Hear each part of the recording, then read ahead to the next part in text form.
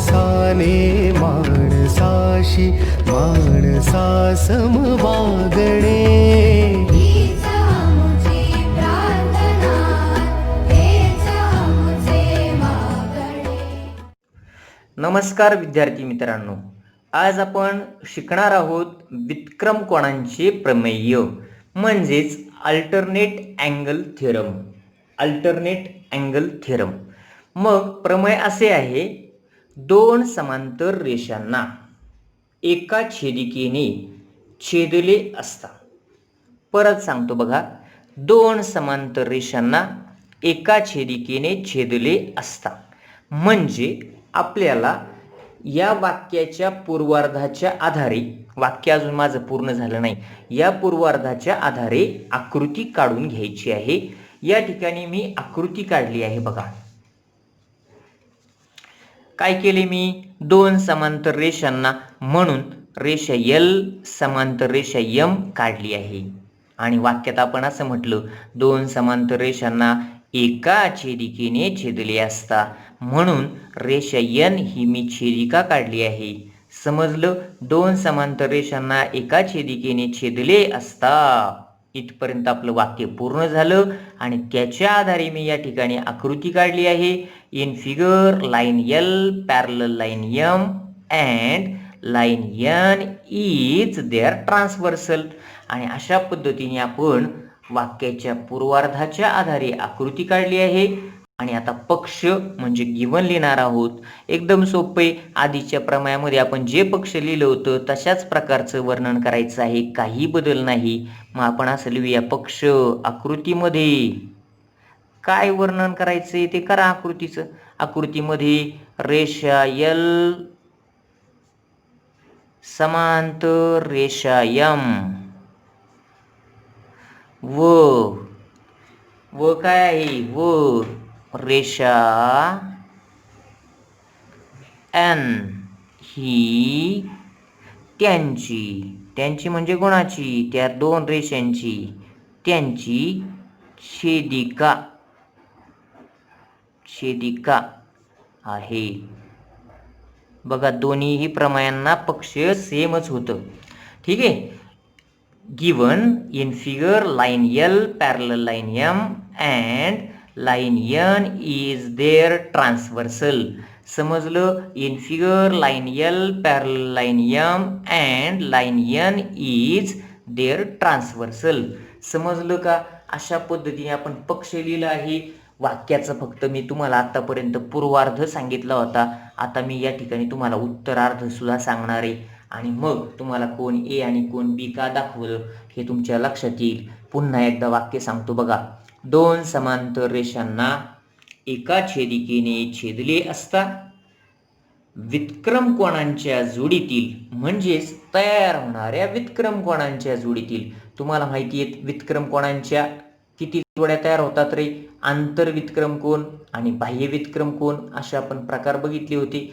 हे आहेत आंतरव्युत्क्रम कोन. या ठिकाणी व्युत्क्रम कोनांच्या दोन जोड्या तयार होतात, बाह्य व्युत्क्रम कोनांच्या देखील दोन जोड्या तयार होतात. अशा व्युत्क्रम कोनांच्या एकूण 4 जोड्या तयार होतात की नाही. मग त्या ज्या जोड्या तयार होतात त्यातले जे कोन आहेत ते समान मापाचे असतात. समजलं? वाक्य पुन्हा एकदा ऐका. दोन समांतर रेषांना एका छेदिकेने छेदले असता व्युत्क्रम कोनांच्या जोडीतील कोन, व्युत्क्रम कोनांच्या जोडीतील कोन, हे जे व्युत्क्रम कोन तयार झालेत ह्या जोडीतील कोन किंवा इकडची जोडी आहे आंतरव्युत्क्रम कोनांची, या जोडीतील कोन कसे असतात, समान मापाचे असतात. समान मापाचे असतात.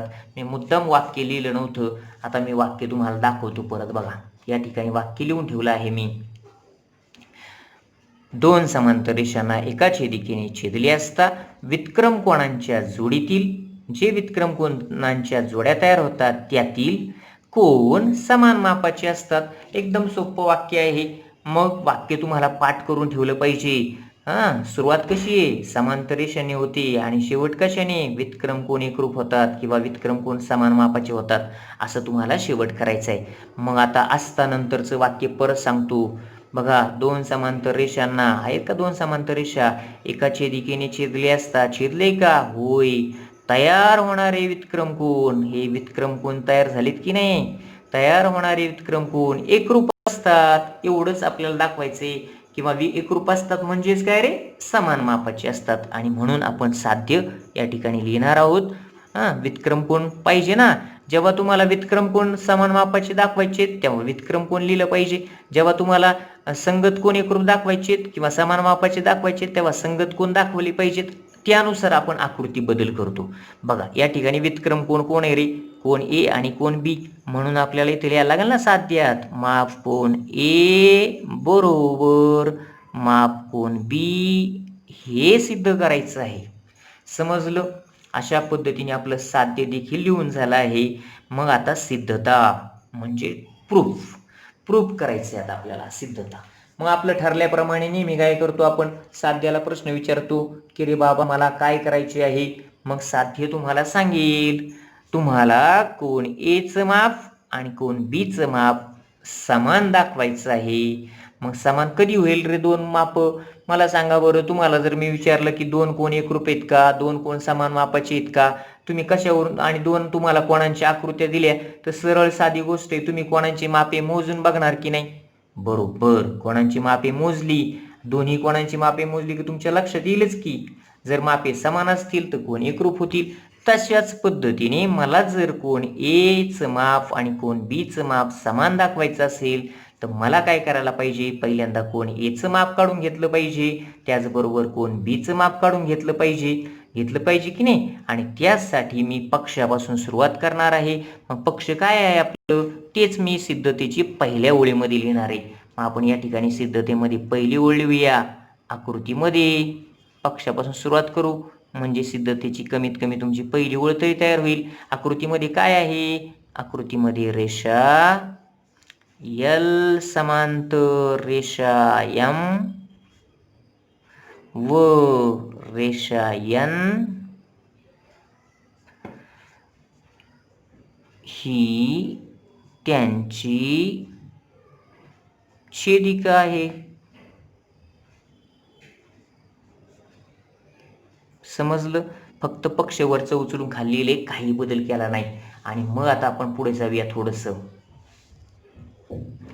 बघा 2 नंबरची ओळ मला लिहायची, पण त्यापूर्वी काही गोष्टी आपल्याला आता जाणून घेतल्या पाहिजे. आता तुम्हाला मी मगाशी सांगितलं की तुम्हाला कोण एचं माप काढलं पाहिजे, कोण बीचं माप काढलं पाहिजे आणि ते समान दाखवायचे. मग मी या ठिकाणी काय करणार आहे बघा, कोण बी जो दिसतोय तुम्हाला, दिसतोय कोण बी हा कोणत्या प्रकारचा कोण आहे रे, आंतरकोणही आहे. आणि कोण बी जो आहे तो कोण ए बरोबर कोणती जोडी तयार करतो रे, तो कोणती जोडी करतो, वितक्रम कोण, अल्टरनेट अँगल आहे. पण मला सांगा कोण बीचा संगत कोण कुठे असेल, ही तर वर असेल की नाही. त्याचबरोबर कोण बी जो आहे त्याचा आंतरकोण कुठे असेल, ही तर असेल की नाही. आणि मग मुद्दाम मी त्या ठिकाणी काय करणार आहे, आंतरकोण दाखवणार आहे, कारण मला आंतरकोणांच्या जोडीचा गुणधर्म वापरायचा आहे. या ठिकाणी जो कोण असणार आहे त्याला आपण म्हणूया कोण सी. आणि मग तुमच्या लक्षात आलं असेल मला कोण बीचं माप काढण्यासाठी मला कोण सीची आवश्यकता होती. आणि मग मी ह्या दोघांचं नातं तुम्हाला माहिती आहे, दोन रेषा समांतर आहे, त्यांना एका छेदिकेने छेदलं आहे. माप कोण बी आणि माप कोण सी हे जे आहेत हे आंतरकोण असल्यामुळं त्यांची बेरीज 180 असणार आहे. आणि मग मी या ठिकाणी असं लिहिणार आहे, बघा रेषा समांतर आहेत, त्यांची छेदिका एन आहे, त्यामुळं आंतरकोण झालेत. आणि तुम्हाला माहिती आहे आंतरकोण पूरक असतात, म्हणून माप कोण बी अधिक माप कोण सी हे आंतरकोण आहेत ना, म्हणून त्यांची बेरीज किती येणार आहे, 180 अंश येणार आहे. कशावरून, आंतर कोणांचे प्रमेय वापरलं, आंतरकोणांचंच प्रमेय वापरले. संगत कोण संगत कोणांच्या प्रमेयासाठी सुद्धा मी हेच गुणधर्म वापरला होता, आंतरकोणांचे प्रमेय म्हणजेच थेरम ऑफ इंटेरियर अँगल. आणि अशा पद्धतीने आपल्याला कोण बीचं माप काढायचं होतं. मी कोण बीचं माप काढून घेतलं आहे, पण ते समीकरणामध्ये बद्ध आहे. असू द्या बद्ध, काय हरकत नाही. मग जसं कोण बी अधिक कोण सी बरोबर 180 आहे, तसंच कोण ए अधिक कोण सी यांची बेरीज देखील 180 आहे. कशावरून बरं विचार करा. परंतु माप कोण ए अधिक माप कोण सी बरोबर देखील 180. कशावरून केला का नाही विचार? बघा ना, इथे सरळ रेषा आहे एल, तिची छेदिका आहे एन, आणि मग एक झाड आहे आडवं आणि त्याला एक फांदी फुटली खालच्या दिशेने, आणि या ठिकाणी दोन कोण तयार झाले आहेत. कोणत्या प्रकारचे आहेत? कोण ए आणि कोण सी यांना म्हणतात रेषीय जोडीतील कोण. कोणते कोण आहेत रे? रेषीय जोडीतील कोण म्हणजेच अँगल्स इन लिनियर पेअर. आणि मग तुम्हाला रेषीय जोडीतील कोणांचा गुणधर्म माहिती आहे ना? रेषीय जोडीतील कोणांच्या मापांची बेरीज 180 अंश असते. आणि म्हणून मी या ठिकाणी ह्या रेषीय जोडीतील कोणांच्या मापांची बेरीज 180 अंश लिहिलेली आहे. मग कारण द्या ना, रेषीय जोडीतील कोण अँगल्स इन लिनियर पेअर्स असं तुम्हाला लिहावं लागेल. आता आपल्याला आकृतीची फारशी गरज नाही. चौथा आकडा आपण लिहूया. चौथा आकडा म्हणून पुन्हा एकदा आधीच्या प्रमाणासारखं समीकरण नंबर 2 आणि समीकरण नंबर 3 यांची उजवी बाजू बघा बरं. 180 अंश 180 अंश म्हणजे काय झालं? दोन समीकरणांची उजवी बाजू सारखी आहे म्हणून डावी सारखी असते की नाही? आणि मी काय केलंय बघा, आपल्या ठरल्याप्रमाणे कोण बीचं माप काढून घेतलं विधान नंबर 2 मध्ये, कोण एचं माप काढून घेतलं विधान नंबर 3 मध्ये. दोघांची उजवी बाजू सारखी आहे म्हणून डावी बाजू सारखी. गिव्हन इक्वेशन मध्ये काय झालं आहे? राईट हँड साईड सेम आहे म्हणून लेफ्ट हँड साईड सेम होणार, आणि म्हणून लेफ्ट बरोबर लेफ्ट असं लिहिणार आहे. डावी बरोबर डावी. पहिल्यांदा मी विधान 3 ची डावी बाजू लिहितो म्हणून माप कोण ए अधिक माप कोण सी. विधान 3 ची डावी बाजू आहे कुणाशी समान होणार आहे? विधान 2 च्या डाव्या बाजूशी. विधान 2 ची डावी बाजू काय आहे? माप कोण बी अधिक माप कोण सी. झालं डावी बरोबर डावी. आणि मग आपल्याला एक काम करायचंय, 5व्या विधानामध्ये पक्षांतर करायचंय म्हणून माप कोण ए जागेवर राहिला, बरोबर चिन्ह दिलं. माप कोण सी ला मी उजवीकडे नेणार आहे. उजवीकडे काय आहे? ऑलरेडी माप कोण बी अधिक माप कोण सी आधीच आहेत, आणि डावीकडचा माप कोण सी आता उजवीकडे पोहोचणार आहे. तो डावीकडे अधिक होता, उजवीकडे वजा होईल माप कोण सी. आणि 6व्या विधानामध्ये आपल्याला मिळणार आहे म्हणून देअरफोर काय मिळेल? देअरफोर मेजर ऑफ अँगल डावीकडे आहे तसं राहिला, बरोबर चिन्ह आहे तसं राहिलं. मेजर ऑफ अँगल बी आहे तसा राहिला, पण माप कोण सी मधून माप कोण सी गेला, उत्तर 0 आलं. 0 लिहिण्याची आवश्यकता नाही. आणि अशा पद्धतीने आपल्याला आपलं साध्य मिळाले का बघायचे. आता बघा या ठिकाणी माप कोण ए बरोबर माप कोण बी मिळाला आहे. माप कोण ए बरोबर माप कोण बी मिळाला आहे. मग मला सांगा, माप कोण ए आणि माप कोण बी कोणत्या प्रकारचे कोण आहेत आपल्या आकृतीमध्ये? ते आहेत व्युत्क्रम कोण. कोणते कोण आहेत? व्युत्क्रम कोण आहेत. मग काय झालं बघा ना, दोन समांतर रेषांना एका छेदिकेने छेदले असता तयार होणाऱ्या व्युत्क्रम कोणांच्या जोडीतील कोण समान मापाचे असतात. झाले की नाही समान मापाचे?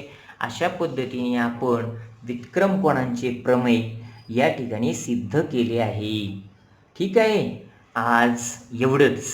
ओके, धन्यवाद.